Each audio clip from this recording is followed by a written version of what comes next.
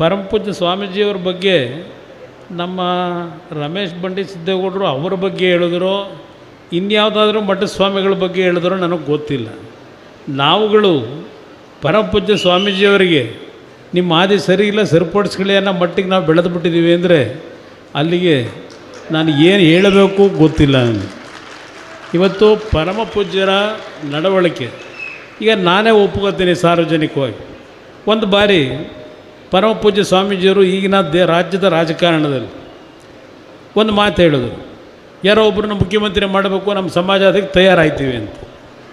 ನಾನು ಆ ಸಂದರ್ಭದಲ್ಲಿ ಸ್ವಾಮೀಜಿಯವ್ರಿಗೆ ಹೇಳಿದೆ, ಏಕೆಂದರೆ ಅವರ ಮಾತನ್ನು ಹೇಳಿದಾಗ ಮತ್ತೊಂದು ಸಮಾಜಕ್ಕೆ ಸೇರಿದಂಥ ಸ್ವಾಮಿಗಳು ನಮ್ಮ ಸ್ವಾಮಿಗಳ ಬಗ್ಗೆ ಲಘುವಾಗಿ ಮಾತನಾಡೋದು.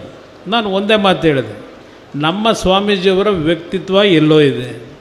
ಅವರ ಬಗ್ಗೆ ಟೀಕೆ ಮಾಡ್ತಕ್ಕಂಥ ಸ್ವಾಮೀಜಿಗಳ ವ್ಯಕ್ತಿತ್ವಕ್ಕೂ ನಮ್ಮ ಸ್ವಾಮೀಜಿಯವರ ವ್ಯಕ್ತಿತ್ವಕ್ಕೂ ಯಾವುದೇ ರೀತಿಯ ತಾಳ್ಮೇಳಗಳಿಲ್ಲ.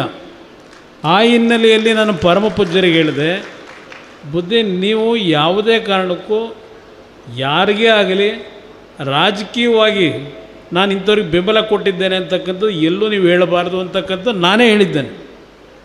ಅದು ನಾನು ಸಹ 2 ಬಾರಿ ಮುಖ್ಯಮಂತ್ರಿಯಾಗಿ ತಪ್ಪುಗಳನ್ನು ಮಾಡಿದೆ, ನಾನು ತೆಗೆದ್ರು.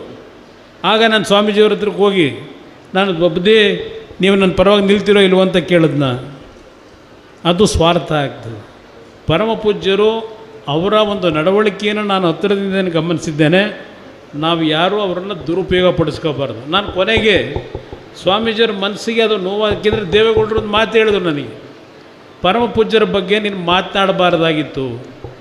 ಅವರ ವ್ಯಕ್ತಿತ್ವ ನನಗೆ ಗೊತ್ತಿದೆ. ನನಗೆ ಅವರಿವತ್ತು ಯಾವೊಂದು ರೀತಿಯ ವಿದ್ಯೆಯನ್ನು ಕಲ್ತಿದ್ದಾರೆ, ಅವರಲ್ಲಿರ್ತಕ್ಕಂಥ ಒಂದು ದೊಡ್ಡ ಮಟ್ಟದ ಒಂದು ವೈಜ್ಞಾನಿಕವಾದಂಥ ಮುಂದಾಲೋಚನೆಗಳು, ಅವರಲ್ಲಿರ್ತಕ್ಕಂಥ ಯಾವೊಂದು ಮುಂದಿನ ಪೀಳಿಗೆ ಯಾವ ರೀತಿ ಇರಬೇಕು ಅಂತಕ್ಕಂಥ ಜ್ಞಾನ ಏನಿದೆ, ನಾವು ಯಾರೂ ಅವ್ರಿಗೆ ಸರಿಸಾಟಿ ಆಗಲಿಕ್ಕಾಗೋದಿಲ್ಲ.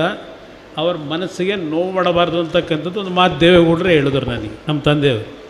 ನಾನು ಒಂದು ಬಾರಿ ಮಂಡ್ಯ ಸಭೆಯಲ್ಲಿ ಕ್ಷಮೆ ಕೇಳಿದೆ, ಬುದ್ಧಿಯವರೇ ನಾನು ಏನಾದರೂ ಅವತ್ತು ಹೇಳಿದ ಮಾತಿಗೆ ನಿಮ್ಮ ಮನಸ್ಸಿಗೆ ನೋವಾಗಿದ್ದರೆ ನಾನು ಸಾರ್ವಜನಿಕವಾಗಿ ಕ್ಷಮೆ ಕೇಳ್ತೀನಿ.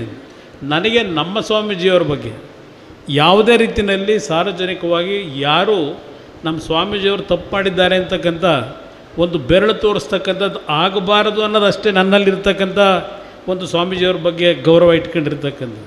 ಅದರಿಂದ ಇಲ್ಲಿ ನಾನು ರಮೇಶ್ ಬಂಡೆ ಸಿದ್ದೇಗೌಡರಿಗೆ ಹೇಳೋದು, ಸ್ವಾಮೀಜಿಯವರಿಗೆ ನೀವು ಹಾದಿ ತಪ್ಪು ಹೋಗ್ತಾ ಇದ್ದೀರಿ ಅಂದ್ಬಿಟ್ರೆ ಅರ್ಥ ಏನು ಎಲ್ಲಾದರೂ ಉಂಟಾ? ದಯವಿಟ್ಟು ಅದು ಯಾವ ದೃಷ್ಟಿಯಲ್ಲಿ ಹೇಳಿದ್ರೋ ನನಗಂತೂ ಗೊತ್ತಿಲ್ಲ.